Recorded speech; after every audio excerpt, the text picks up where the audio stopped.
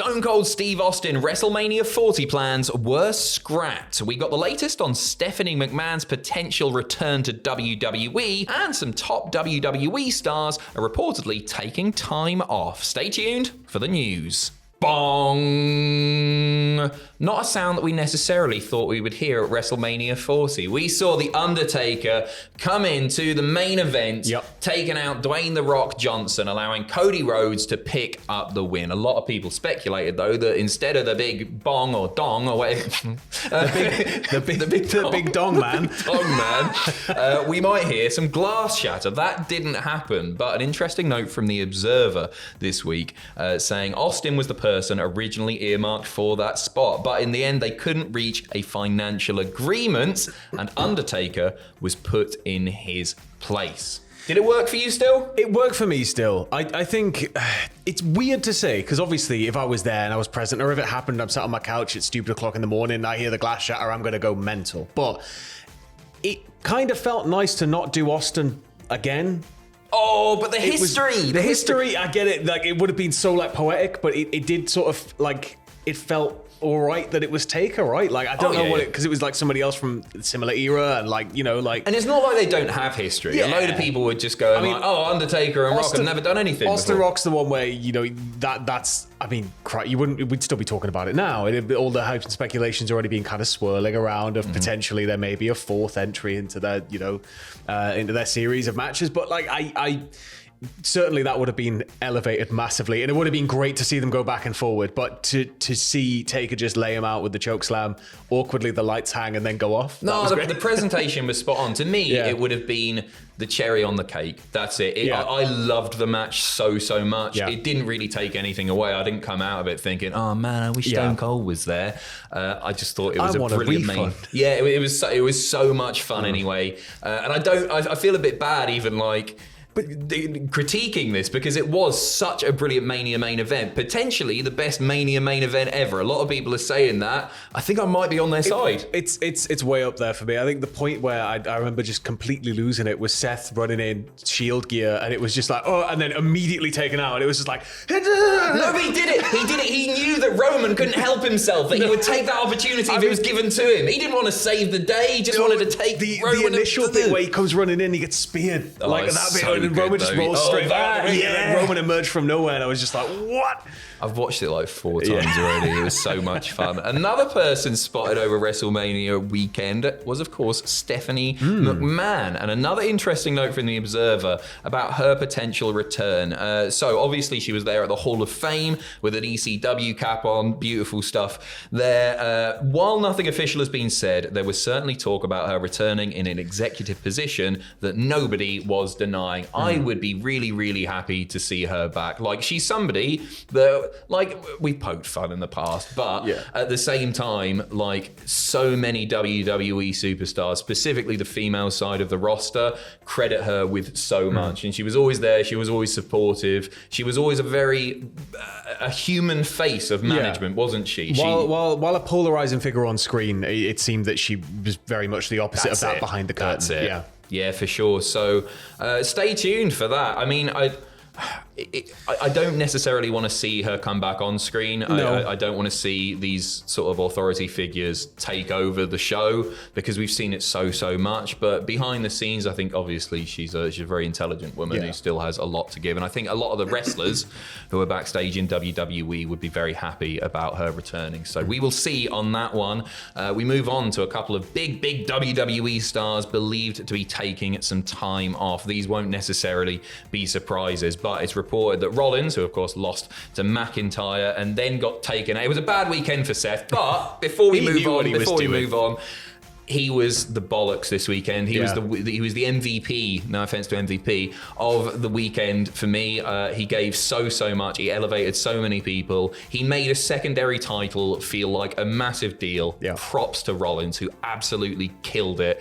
the entire weekend. Everything that he did was amazing. He's expected to be taking some time off, but also his missus Becky Lynch also believed to be taking some time off. She had a banger with Rhea Ripley. Yeah, hell of a match, and I think like everything down to the presentation was obviously very revolving around her book, and I imagine that there's a lot of press tour and a lot of things going to be going on still in and around that. So you got to, understandably, she's probably going to be quite thin on time, but at the same time, it's well earned, right? Pair of them, like, absolutely well earned. So good. Did Young you family see, to kind of to get on with as well. So did you see the Becky Rhea match as being a bit of a passing of the torch, perhaps? Little bit, yeah. It felt like that kind of, because it's always going to be odd, because like to me, right, like when we started doing this, they were like the fresh crop of talent. So it's really bizarre now to think that like it's torch passing time.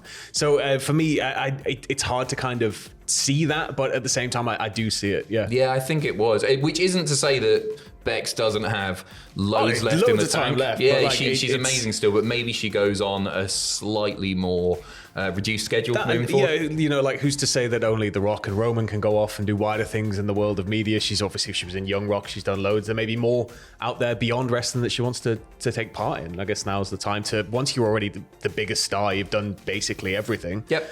Like you're in that Cena spot, right? You can kind of come and go as you please eventually. Massive draw still, both of them. Enjoy your time off, because they both earned it so much. We're going to finish with a little bit of fun, a little bit of controversial fun, shall we? Let's talk about... Stretch your fingers, ready for the comments. Yeah, right. Let's talk about Meltzer's star ratings. We're going to go through the match. We're going to give our opinions to close the video out. So I'm going to give you Meltzer's opinion, and then we'll have a little, very brief chat about it. Yeah. We're opening up with Rhea Ripley versus Becky Lynch. Mania Night 1 opener, 4.25.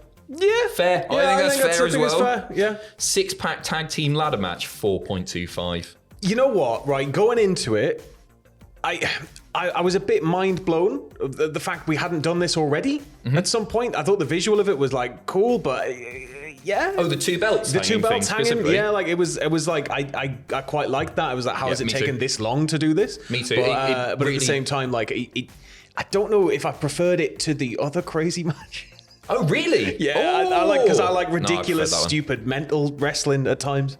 I think Rhea versus Becky was better, so I guess I'd have to take 0.25 off of that one. But Dave, neither here nor there. God. Rey Mysterio and Andrade versus Santos and Dominic, 3.75. I'm not sold on that. I hated the finish. Yeah, well, this is one where it was quite polarizing. I think like it felt very. Dragon Lee was supposed to be involved. Everything sort of went a bit sideways. We've got the kind of Ray Dom stuff, which is what I was more interested in, I think, throughout the whole thing.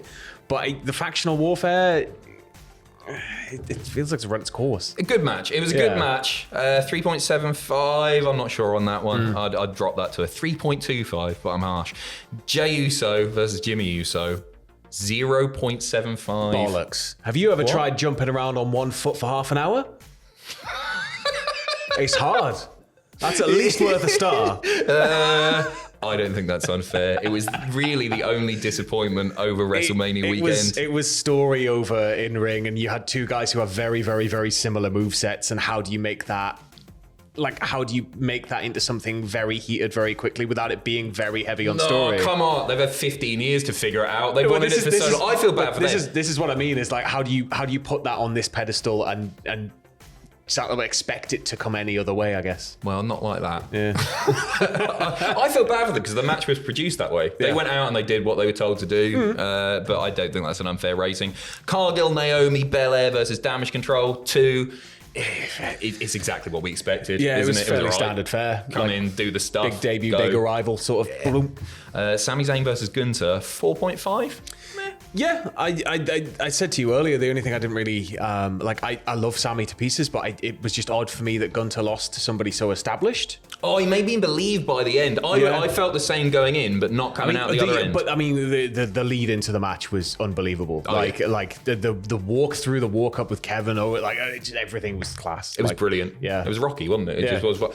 I'd be close to a 5 stars, if not a 5-star on that one. But hey, it's all personal opinion. Rock and Roman versus Cody and Seth, 4 stars. Yeah, it did exactly what it needed to do, I think, and it kind of it served its purpose, I guess, to lead us to where we were going to go to. But I obviously, the standout is probably night 2. Oh, yeah. We'll get there. To me, it was a slow 20 minutes, but man, when it picked up, it picked up. Yeah. I thought it was awesome still. Drew versus Seth, this is the bollocks one, Dave. 3.5. I loved it. Yeah, it's not on. I think it's not on. Sort it out, mate. Sort it out, Dave. But I do have an opinion. You know, Seth, as you said, he was just incredibly giving with his performances all weekend. Yeah. And I think that, like, somebody very, very capable in ring, you know, putting him up against somebody like Drew, it was good. I enjoyed it. I loved it. I thought it was everything I wanted it to be. Finisher spam can sometimes be a little bit overdone in wrestling. I think they did it right. Drew's really good at finisher spam, though. Oh, yeah. Like, really good at finisher spam. Claymore, you can sort of hit it out of the nowhere. desperation as well when he sometimes busts out the DDT, like Future Shock, and he's just like, it's just the I loved it. Speed of it. Great. 3.5 is bollocks. I'll put that way up. Bobby Lashley and the Profits versus Final Testament. 1.75. But I enjoyed it. This is one, I enjoyed it because it was just like an absolute crap fest. Like, that was the wrestling I grew up on. So for me to see more crapfest wrestling, I was like, I'm it was here for Attitude that. Era bollocks. Yeah. I think it was better than 1.75. Knight versus Styles, 3.5. Maybe up a little bit for me. Yeah, but the build leading into it was really good, but I don't think it maybe landed quite how I thought it was going to go. But I loved it. It was, Oh, fair. Logan Paul versus Kevin Owens versus Randy Orton, 4.25. I think that's fair as well. It's a really good match. Loved everything there. Bayley versus EO, 4.5. Yeah, I'm there with that. Do you prefer it to Rhea Charlotte? Rhea Becky? To Rhea Becky? Yeah. Very different matches. Oh, that's tough. No, I think I prefer Rhea Becky. Yeah. But by a smidge. Just by a hair. And finally, the main event, the one that people are calling the best Mania main event ever, didn't get the 5 stars, 4.75. How can it be the best Mania main event ever? It's because Austin wasn't there, wasn't it? Yeah, Austin was there. It lost the 0.25 because of that. I think it's a 5-star match. It was just sports entertainment. Brilliant. Amazing. Like the sports entertainment on a night where we're not doing sports entertainment anymore, but like done masterfully. Yeah. Brilliant. Anyway, what more can you say about it? Let us know your star ratings in the comments. Just a bit of fun. Calm down.